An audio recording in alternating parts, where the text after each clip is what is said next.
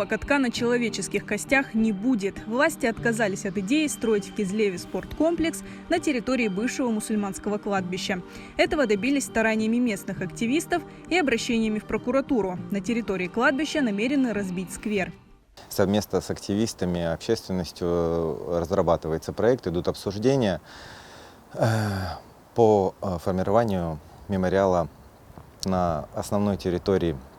Порядка 30 тысяч квадратных метров будет сформирован сквер, мемориал, который сейчас дизайн и внешний вид, проект которого сейчас обсуждается. Средства на возведение мемориала готовы выделить крымские предприниматели, хотя, по словам активистов, радоваться пока рано. Точка в этой истории не поставлена.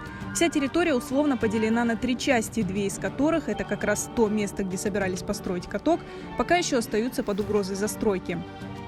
2 спорных участка, целевое назначение которых дает возможность в дальнейшем использовать эти земли для застройки капитальными объектами, что крайне негативно воспринимается общиной крымских татар и всех мусульман Крыма. Сейчас основная задача — изменить вид разрешенного использования этих 2 участков. С нашей стороны подготовлены документы. В ближайшее время мы их подадим в администрацию города с целью дальнейшего внесения изменений в генеральный план города.